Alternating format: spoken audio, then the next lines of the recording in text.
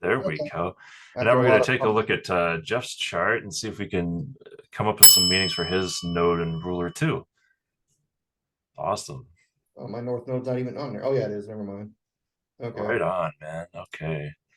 So yeah, no, wait a minute. All right, let me just circle your north node. It's right here. Okay. And then it's in Gemini, so the ruler is going to be Mercury, which is this planet right over here. Okay, sweet. It's going like that. Okay.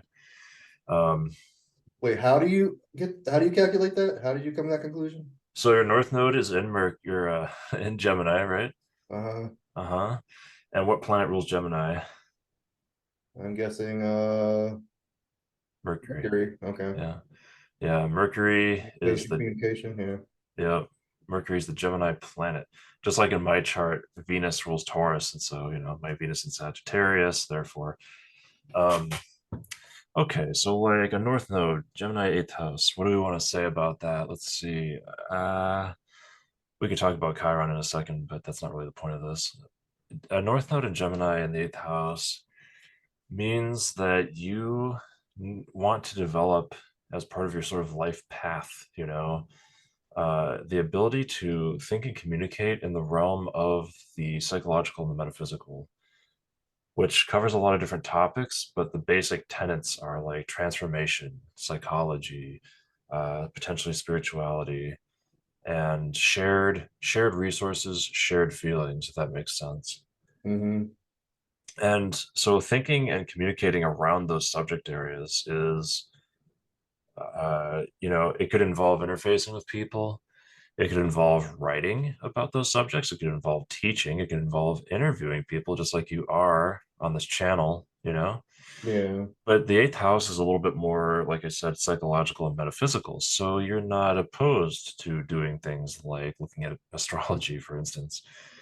Um, like that eighth house can involve a lot of different investigative techniques, and a lot of them are probably going to involve trying to work closely with people to see what their reactions are and then drawing more conclusions from their behavior. Yeah.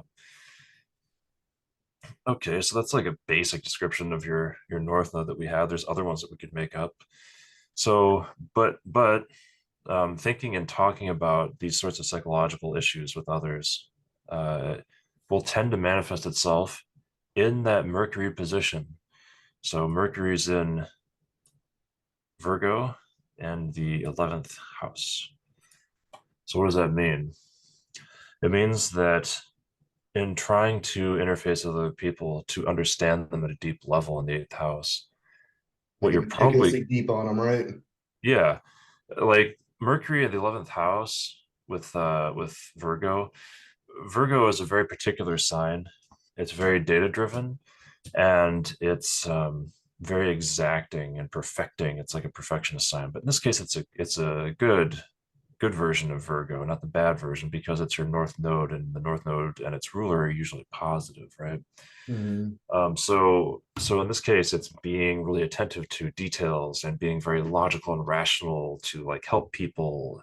And since it's in the 11th house, that's a social house, but it's also the house of wide-ranging networking and long-distance social contact, which is very interesting because you're doing all of this on the internet, right?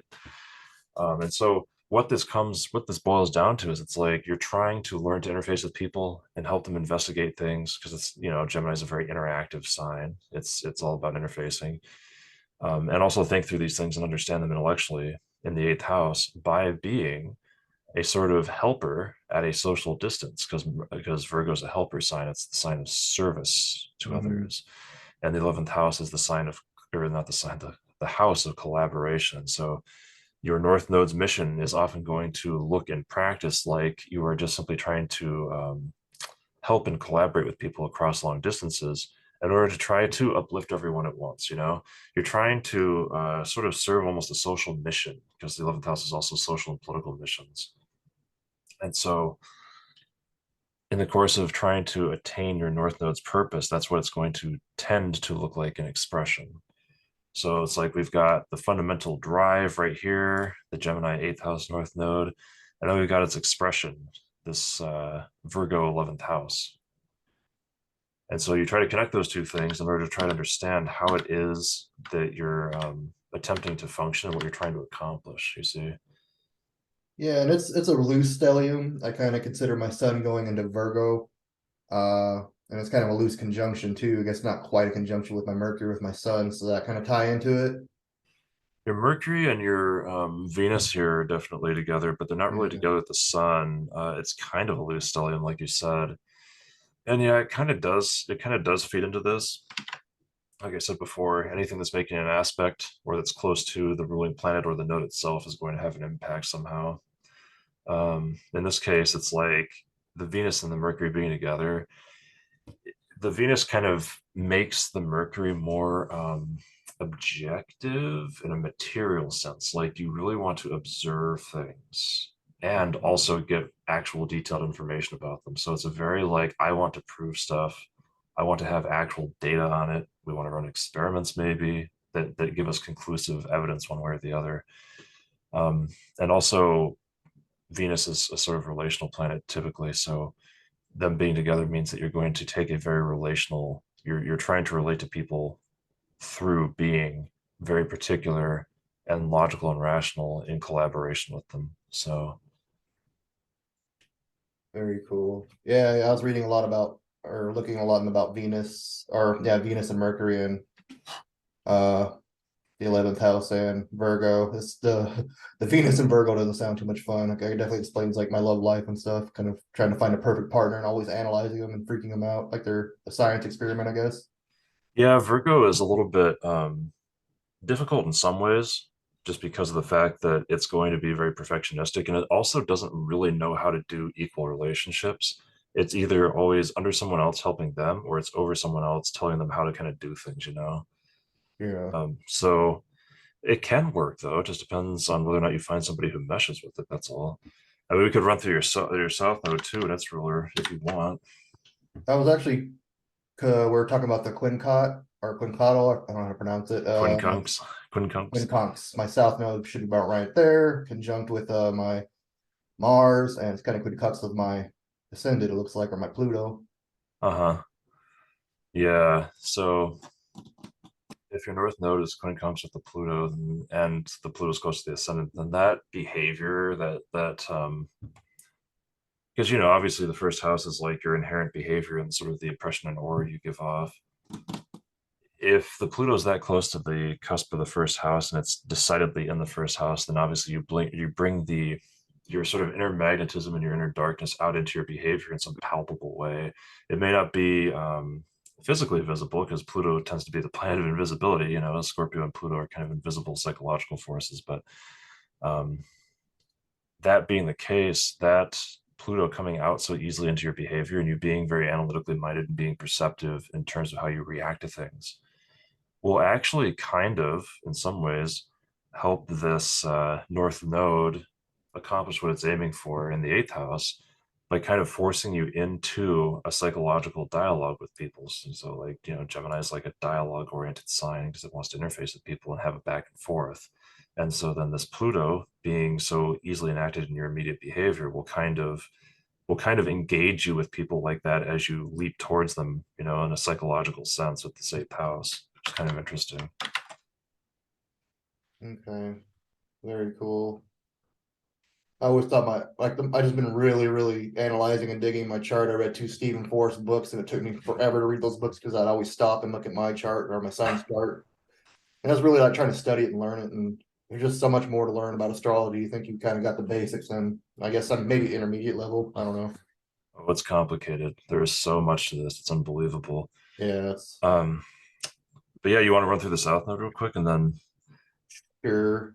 cut it off. All right. So the South Node's down here with the Mars, like you said before, Mm-hmm. and it's in Sagittarius. So therefore, the ruler is Jupiter. Jupiter. Okay. Yep. And it's in Capricorn in the third house. So we got the second and the third house as the South Node themes. What do we want to say about that? Well, if the South Node is in Sagittarius in the second house, Sagittarius, let's take some negative Sagittarius adjectives and start associating them with the South Node.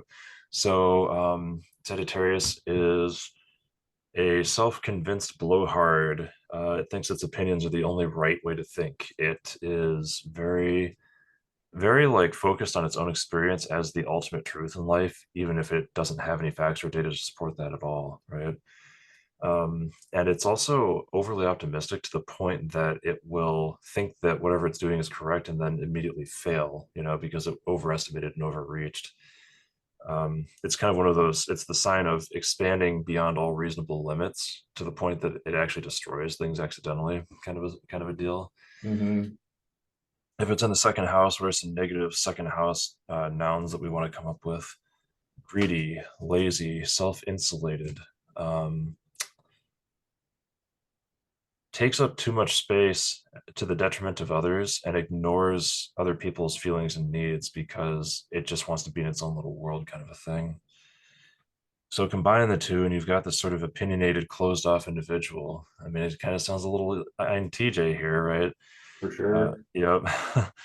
And we could come up with all kinds of other like descriptive combinations for that South Node. But how does the South Node tend to then um, kind of become enacted in practice, right?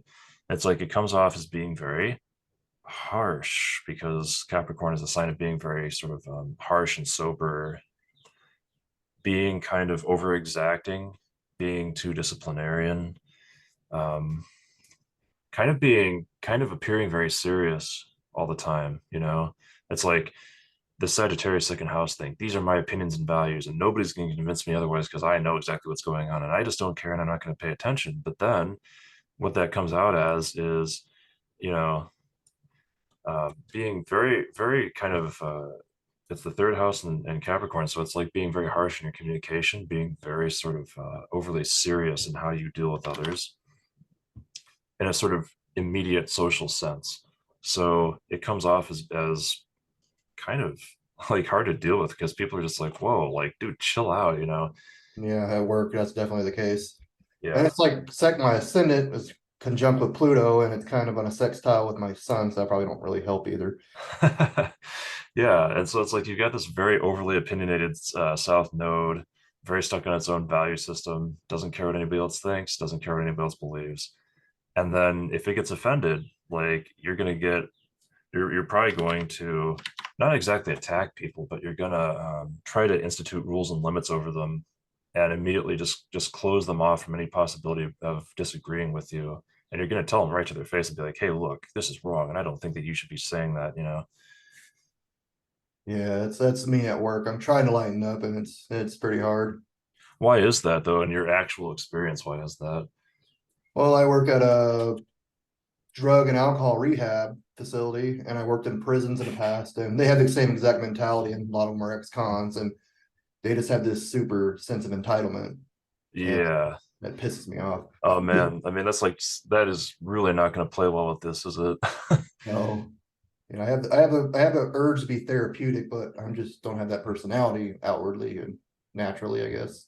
I mean, part of the South Node impulse here with this expression in Capricorn is to try to be realistic and reliable and to be professional. And it's just like, but maybe it's just coming off as too heavy-handed. Maybe instead of trying to crush people and tell them how stupid they are and tell them how wrong they are with this third house with Capricorn, you've got to you've got to interface with them and dig down into that eighth house, that shared psychological space a little bit more, which will then look like collaborating with people in a service oriented way, because Virgo is service and 11th house is collaboration. So I was actually talking to this client who pretty sure is an ESFP. Definitely not the brightest, most intellectual individual, and we're having some problems with him.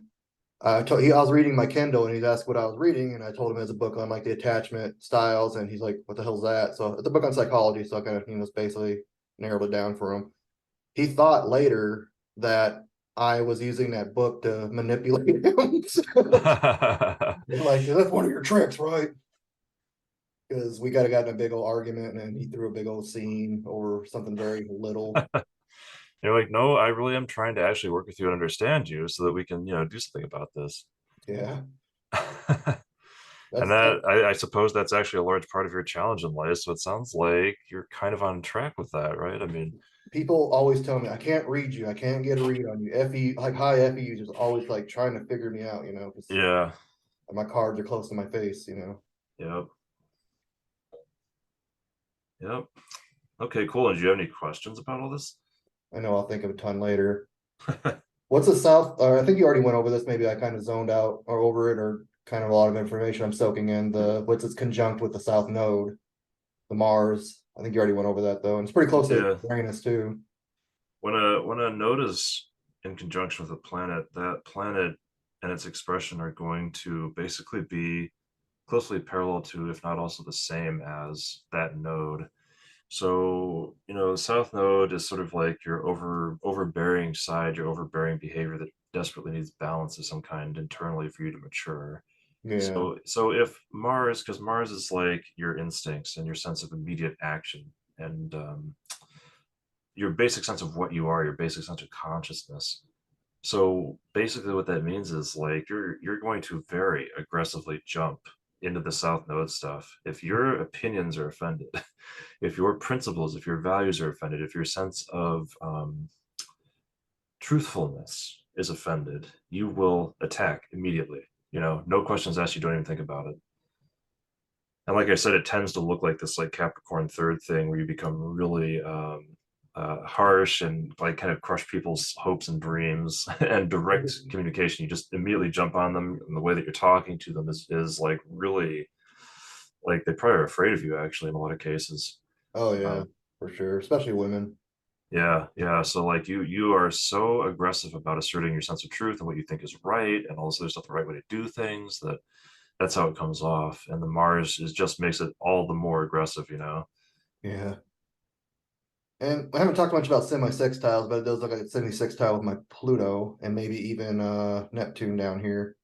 Can we touch on that possibly, or even The Jupiter? yeah, semi-sextiles are a minor frictional aspect. So if your Pluto and your Mars have a semi-sextile, then basically it's going to indicate that there's a little bit of an internal conflict for you.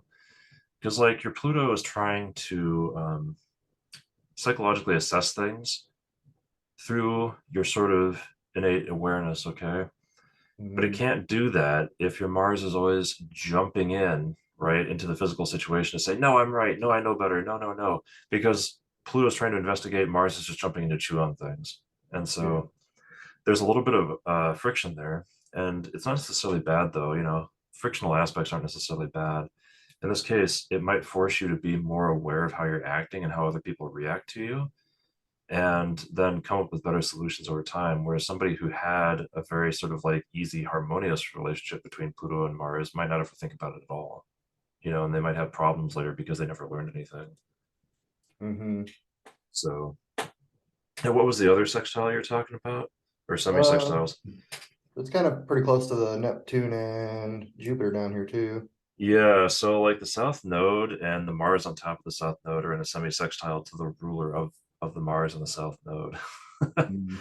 Again, creating more internal friction. So like you may be leaping to a fast conclusion with this South Node in Mars to then like kind of become really harsh and down on people in your communication and how you think about things. But this dynamic, this arrow I just drew, is itself kind of internally conflicted for you. So you're not always even necessarily comfortable with it yourself. It's just how you act, and it actually probably causes you turmoil Yeah. because the two things are kind of different. It's like on the one hand, it's about your principles and what you want to promote in Sagittarius. Sagittarius is supposed to be an optimistic sign. It's Mhm. principled, but it's supposed to be optimistic. It's supposed to have a very positive vibe and energy. And then you're immediately enacting this very sort of like fear-based, rules-based, like stop laughing, stop having fun, be quiet, do what you're supposed to do kind of a mentality.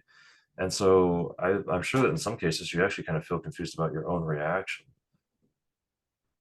In a work setting where I have crippling anxiety and I'm around 100 plus people, how what would you suggest? Probably getting a job that's a little more low key. I do work nights, so it's only for a few hours. So I would say, well, I would say with the North Node being Gemini in the eighth house and then this thing being Virgo 11th, it's like if we want to address something that helps your North Node grow and your South Node not be quite as overbearing or even conflicted with itself, um, you still want to interface with somebody and investigate something, as a general rule, and you like psychology, right? I mean, you like personality systems. Mm-hmm. Um, the 11th house is a large scale social science, so it doesn't necessarily mean only one-on-one discussions with people. Although, because we're talking about the 8th house and Gemini, maybe it will be long distance collaboration with unique people more on a one-to-one basis. So maybe it's better for you if you can interface with just one or two people at once, and then keep it low key like that, but more intensive in terms of how much you're able to dig into with that person. You know what I'm saying? Yeah, for sure. Because the third house here, for the South Node ruler, Jupiter, is very much a community thing. There's Mm-hmm. people all around you all the time. There's always lots of activity. There's always lots of talking, going back and forth, and crazy stuff, right? And it's just like maybe, and I think that might start to kind of frazzle you, especially since Capricorn has to do with like limitations and like problems and challenges and burnout. So, as much as you want to tell other people the right way to do things with Capricorn, you can also get really burned out having to deal with them all the time. It is because I just feel like because I've been talking with my therapist a lot, and I don't want to make this all about me with your recording. But we got 5 minutes left. Well, it's your chart. Yeah, yeah. I was talking to my therapist, like I had this sense of responsibility, and I just, like I said, I hate the entitlement. One reason why I hate the entitlement is because there's a lot of people that are serious about doing the recovery from drugs and alcohol, and people like that are just gonna be a bad influence, or they're just kind of making it about them. So I'm very authoritarian about it, and everyone else is just like, relax, relax, relax. But I guess See, and that's interesting because you're like, oh well, some people are serious about this. Like you're trying to say to the bad actors, like, look, these other people around you are going to suffer because you're not doing things right, and they're trying to do things correctly, and you're messing it up for everybody else, right? That's a very Capricorn third house thing. yeah, it's like very contradictory because Jupiter is like, I want to give everybody candy and prosper and live long and all that bullshit, and Capricorn's like, nope. Well, and you probably feel misunderstood because it's like I am actually trying to help all of you, and I am trying to lead you in a good, positive direction, but it doesn't come out that way, Yeah, yeah, they're At playing least, with at the least to ticker, I them. guess. Yeah. And it's like you really do want the whole group of people or the whole community of people to get the right stuff, to do the right thing so that they can be healthy, get where they need to go. But because it's the South Node ruler, it actually seems to usually just trip you up and cause more problems with them. They won't do what you say anyway. So, right, it doesn't work. Yeah, I do it in the wrong sense, I guess. Yeah, maybe. All right, well, we got 4 minutes left, so thanks for touching that back on that. I could just talk about my own chart for hours because I know my own thoughts and my own opinions. I guess it's harder when you're Yeah, and that's how it always is with people's own charts. Yeah. So,